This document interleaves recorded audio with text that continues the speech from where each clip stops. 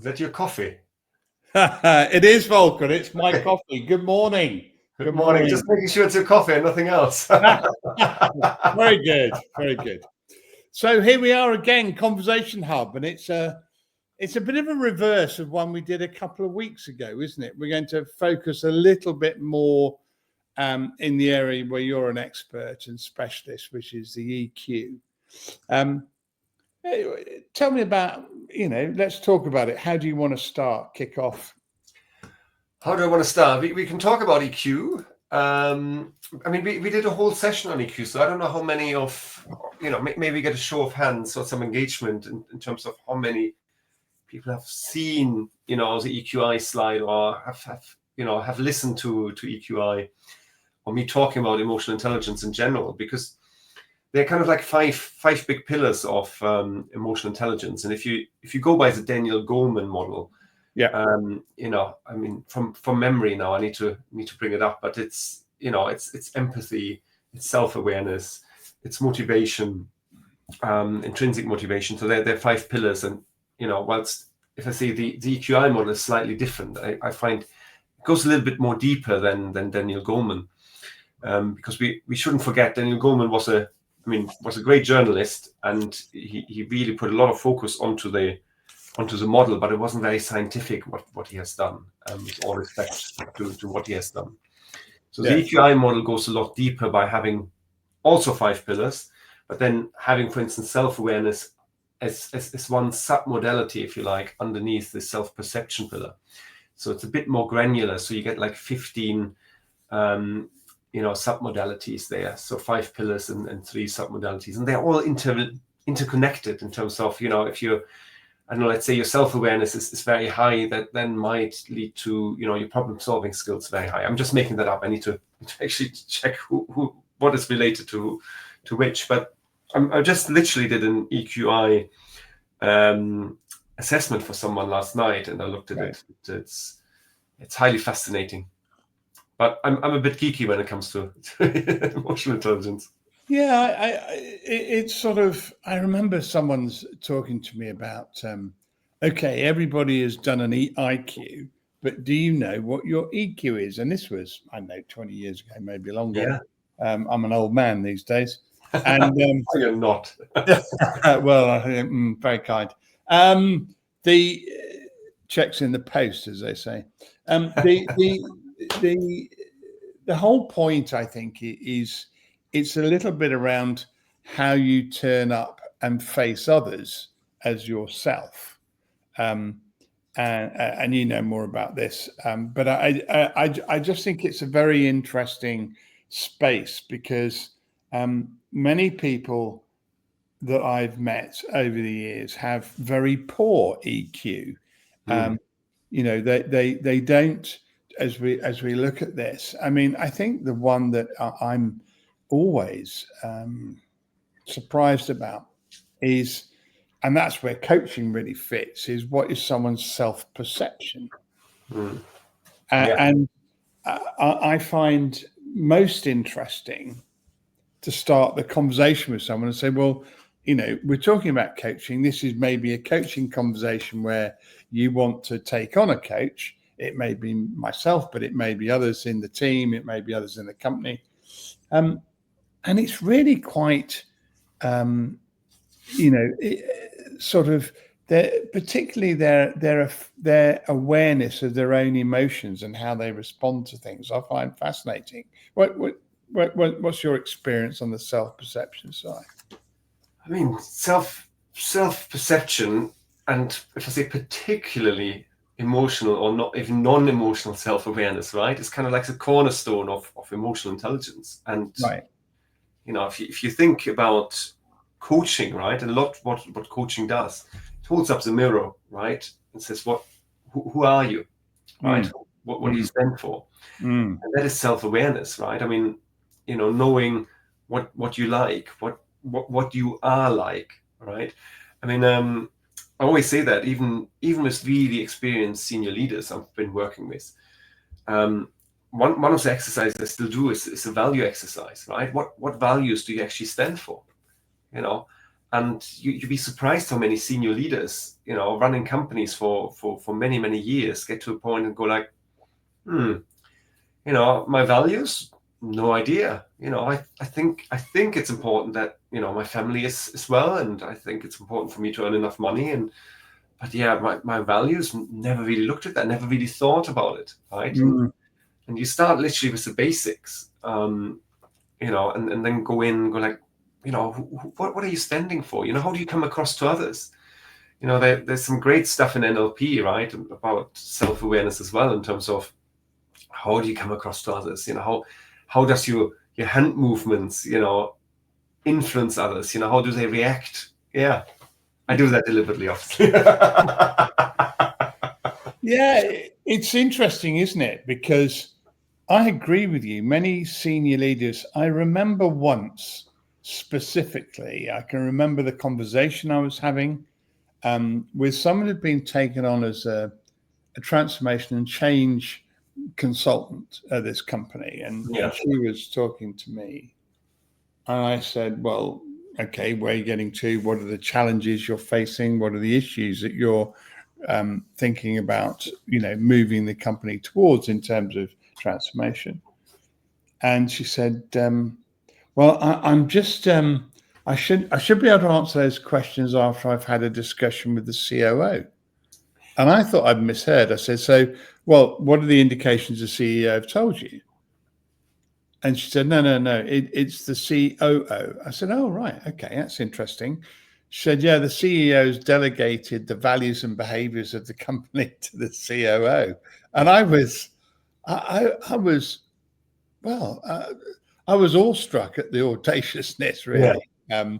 And, I just wondered about, their self-actualization. Did they know what they were really putting across? And then, or was it, when they looked at sort of expression and so forth, were they just too scared of it? Were they couldn't be bothered with it? What was their emotional intelligence that went into the decision of that? Yeah, that's a fascinating one. Did you get to the bottom of it? Well, only in far as they didn't go ahead and do the program. Surprise.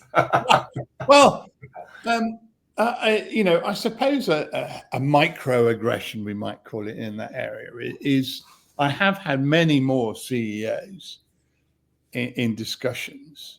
Yeah. Well, many discussions, obviously doing what we do. And that sort of, I've delegated that to my chief people officer. Right. I'm now, as a CEO, you have to really be aware of what you're asking the company to do. And most transformations are not about the process. Most transformations are about, are you communicating? Do you have a good message, a good direction, a good purpose behind what you're doing? And are you walking the talk? Are you showing people how you're delivering it? And I think that element is often missing. And in terms of people understanding that communication isn't I sent an email or I did a town hall, it's continuous. Yeah. And communication is that two-way process. It's not broadcasting. And I think understanding as you move from, in terms of performative EQ, you need to understand these things because, as it's got here, I'm just reading it to make sure I read it correctly, but emotional expression. Yeah. And then we've got, I can't read, assertiveness and independence. Yeah. Right? Those aspects. And you say, well, if you're doing a change program, where are you allowing people to express their concerns? Where are you allowing people to really engage with you about your own expression, your own story, your own need to do this? And the emotions of what you're asking people to do is very tough. And, I think that people who CEOs, senior managers who ignore that are in great danger. Yeah, I mean, self-expression, just because you mentioned it, I think is so important for leadership, right? Emotional expression as well, right? Not just being, as you say, it's not a functional broadcasting, exercise to have communication within a company. Yes. It's about, I am the senior leader. I feel like this, how do you feel, right? Then we're going into interpersonal stuff, right? Empathy, right? Interpersonal relationships, right? Social responsibility for the team. But expressing feelings, right? Not being a cold CEO, right? Who's just very functional. So there's a lot in there. And that of course influences, and that's why I personally like the model, what's of course biased as well, but decision making and stress management, right? Which are two key things executives do or should be doing, right? Decision making. How do you make your decisions? How aware are you of your emotions when you're making decisions? How do you balance data versus emotions? And how do you manage stress? I mean, I worked with a colleague many years ago, so I don't know if he's listening or not. I'm sure I mentioned that example every time I talk about stress management. But if I say it was on a Friday, maybe it wasn't on a Friday, but he took the fax machine. That's why I'm saying it's been a few years. He took the fax machine and threw the fax machine through the office. There was no emotional regulation, right? There was no awareness, right? Yes. And as a senior person within a company, you can't do that. You can't do that, and the whole stress tolerance, I think, is an interesting expression, because frequently I sort of, when I start a coaching process, is to ask people, when do they find their quiet time? When do they find that time in their diary where every day, where they're not just running their engine at 90% constantly all the time? And the question then becomes for me, well, if you're running your engine at 90%, how long is your engine going to last all the time? Yeah. That's a good question. Now I wish we had a slide on Formula One car, right? To bring that because the Formula One cars, I think they rebuild their engine after every race, right? Because they're constantly. It's varied over the years, but what you're absolutely right on is the Formula One engine is so stressed. Do you know you can't start it as normal? Many people don't know this.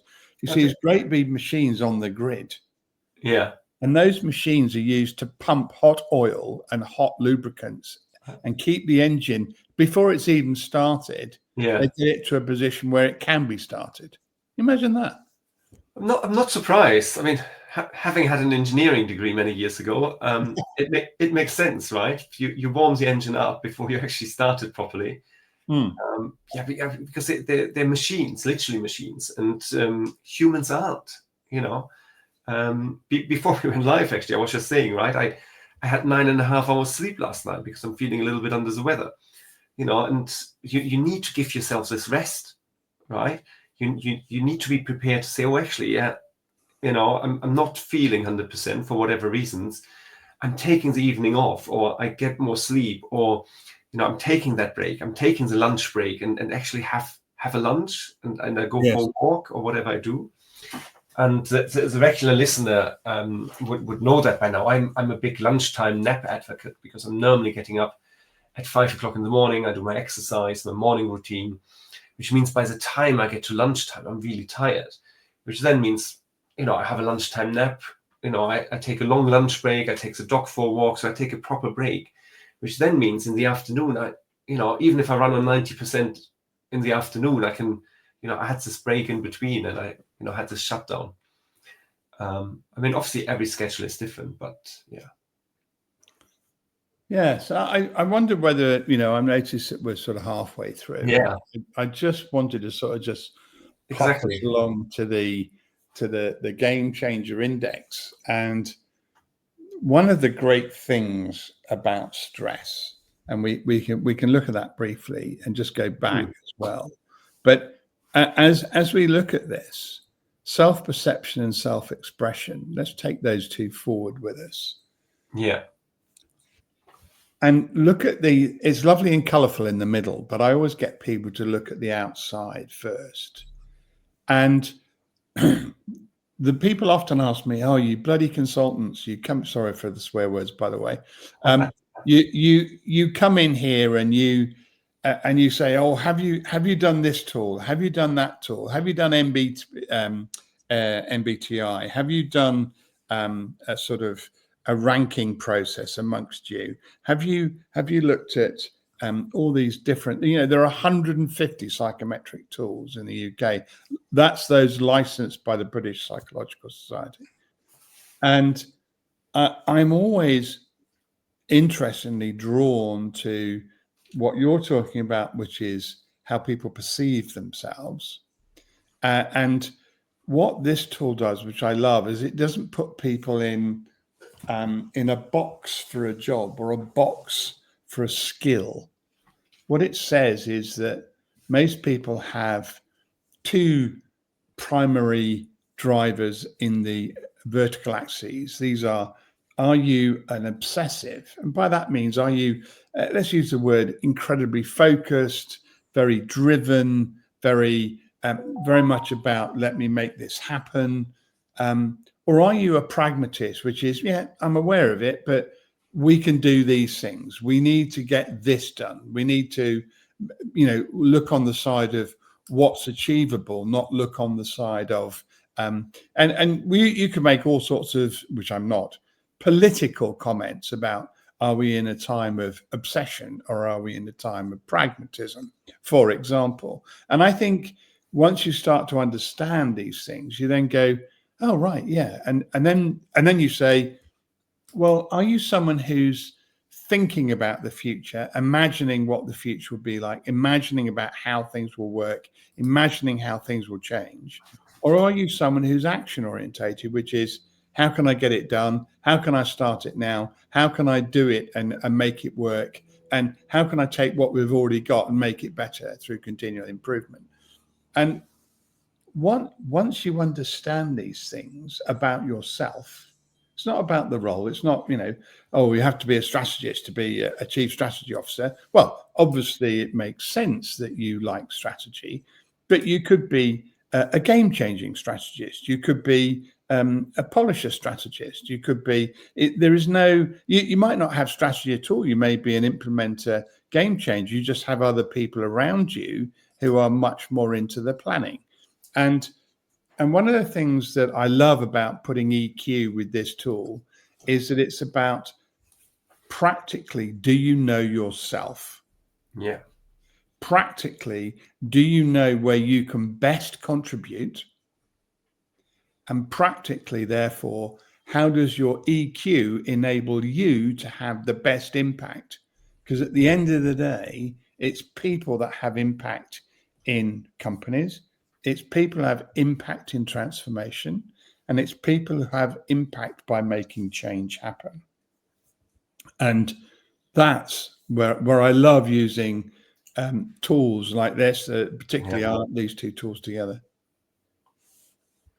Yeah, I mean, as I said last time, right? I'm not that familiar with the tool. I mean, we discussed it last time. I've done a I've done a test with it, and I think it came up as you said it's a typical consultant profile. Yes. Surprise, surprise. Yes, you've got the L-shaped strategist, implementer, polisher. Yeah. So I'm definitely doing the right thing with what I'm doing. And you've just taken it again, and I am going to do, and maybe we can, if it's not too personal, make it part of one of these conversations to look at how you might have evolved over the 3 years. Yeah, as long as it doesn't come out as me being a mass murderer or serial killer, right? it's going to be all right. Well, yeah, I mean, we had to set that aside, of course, about you. Maybe totally off topic here, but I'm watching Dexter at the moment on Netflix, which is, I don't know if you ever watched it, but he's basically a mass murderer, but he works for the police. And people, if I say people, my wife and I take sides with him because, we don't want him to be caught. And Oh, is I this guess, not Martin Sheen, the guy who played Tony Blair, the actor? I don't know, actually. I'm not really good with actors. Right. But, someone gets away with mass murder, right, for literally 8 seasons, right? Because you're taking side with a mass murderer. And I'm like, this is wrong. This is morally wrong. But yeah, I'm not. just for the record. Well, it's the whole the concept of poacher gamekeeper and the distance between either one of them in terms of different psychological or different motivations. It's a bit like Catch Me If You Can, the movie, where which is based on a true story, where the guy who did check fraud around the United States as a young man ended up working for the FBI as in there, and has designed many of the fraud detection systems. I think that it's, again, I think these are highly, I mean, one's a drama. Well, they're both dramas, but one's a drama based on real life, and it's very interesting. I'd be very keen to see where, the guy in Catch Me If You Can, of course, his name is escaping me at the moment, Abernathy, whether he is obsessive or where he is pragmatic, because some of his behaviors are almost bordering on obsessive autistic, on the autistic scale, Right. But his getting things done and working out how he's going to be who he wants to be in the world is highly pragmatic. It's a really interesting case study. And he also displays this incredible playmaker capability, which is to coordinate others. And he uses what you've just said. Others need to want to believe in something and to actually allow him to fulfill their dream of the need while fulfilling his overarching goal of being a fraudster. It's a fascinating movie. Yeah. I mean, I wonder, maybe that's too much of a digression here, but can you profile, high profile people, I don't know, politicians into that grid? And could you say, okay, I don't know, a certain American president, maybe, right? Can't imagine who you're talking about. Is he a polisher or not? Well, if we're talking about the current POTUS, it's a very interesting. I think he is. I don't think he's a playmaker, and that's quite unusual for a senior politician. I think he is very much interested. I think he's a game changer. Yeah. And I think he's an implementer. If I were to ask what is he, I think he's a game changer implementer rather than a strategist polisher. But people far more qualified, the psychologist who put this together along with the founder, a guy called John Mervyn Smith and Nathan Ott. We're going to get them on the Conversation Hub, by the way, in a couple of weeks' time. So it'll be it's going to be interesting to get them on. Maybe that's a question we save for them. Yes. Well, interestingly enough, they did, and I think they've changed the report now, but the report used to have exactly what you've just said, which is what are the, can we profile people who are, politicians or well-known people, and can we actually do that so we can say who they are, or what they are, right? Yeah. And if I look at, I'm just looking at the report now that's got these profiles in it, and we used to, of course, have changed them a while ago, and they've taken them all out now. So I'm trying to find if I've got a really old one that will take me back. But they did do the one I always loved and found interesting was that of Elon Musk and Richard Branson. Now, I'm not saying they are people that you should suddenly take all your influence from, but they did profile them, and it was interesting from that perspective.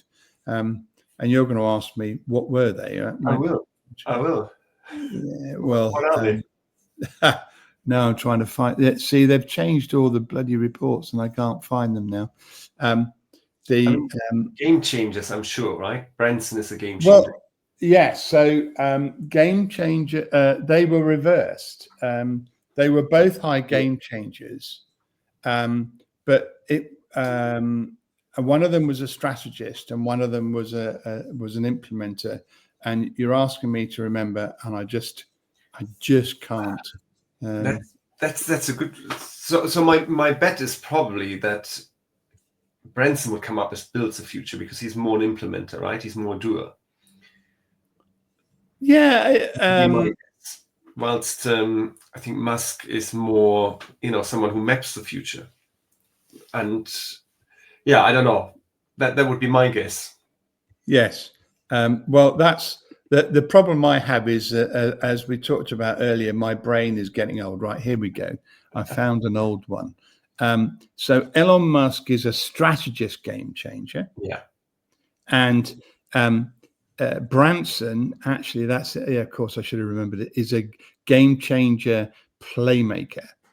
And it's very interesting. If you listen to Branson talk about his style and approach, and he actually, so for example, I'll come back to that in a second. What he does is he works with the team that's around him. Whether you look at Virgin Money, the lady who ran that for him, if you look at Virgin, that now Virgin Insurance, Virgin, all the different Virgin brands, he comes up with ideas and then he sells them to other people. So Virgin Money now is run by, I think it's HSBC and Clydesdale. And they pay Virgin a huge sum of money. I happen to know what that sum of money is, but confidentiality prevents me from saying. But it's big. It's not hundreds of millions a year, but it's certainly in the tens of millions a year. Yeah. And that's a really interesting business model. Whereas Elon Musk, as we've said, is much more into the plan. And has he put his ideas into a plan for the future? And if you look at the way he runs his business, if you look at the type of individual he is and how he gets things done, he clearly gets people enthused about his plan for the future. Yeah. What's he talk about? He talks about his purpose all the time. He talks all the time about we're going to put humans on Mars. He talks about all the time about we're going to create a reusable rocket, sustainable reusability. He talks all the time about we're going to build he did at the time, we're going to build a brand new payments business, and he set up PayPal. If you look at what he did, we're going to set up and we're going to lead the world in terms of EVs. He built Tesla. He is just, and he doesn't, while he has game-changing ideas, he isn't the person who always delivers those. So yeah, I find it fascinating. I mean, they're both fascinating personalities, right? I mean, there's no question about it. And you might want to think of them whatever you think of them. I mean, Branson gets on a bit now, doesn't he? I'm trying to think. He must be in his 90s yet. Gosh, that's a really good question that again I can't answer. But let me look it up. Well, I'm just conscious we're coming to the end. Yeah, exactly. Yeah. As ever, it's a wonderful conversation about lots of different things. Yeah. So he's only 74. I take it back. I mean, he looks like he's 40, right? Well, yes, and therein lies. Let's not go there. I don't want to be sued. So, but what I'm trying to point out is everybody is different. And if you're doing transformation or you're doing coaching or you're doing change, it really is about, are you engaging people? And do you have the right tools to know how you've engaged people and why they're engaged in a certain way. And I think both the EQ model engages self and engages self in how you are projecting and gaining traction and managing. And then finally, the GC index model allows you to think about where you want to work, what type of work you want to do. Are you a pragmatic, or are you obsessive? Are you imaginative, or are you action orientated? And I think these tools we use a lot, and we find them highly useful in terms of helping clients.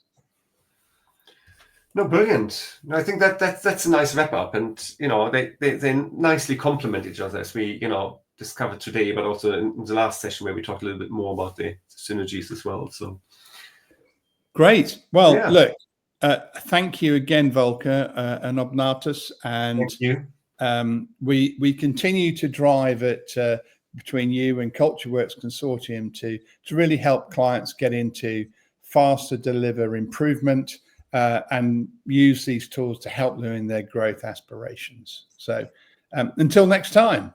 Yeah. Auf Wiedersehen. Auf Wiedersehen. Tschüss. Tschüss.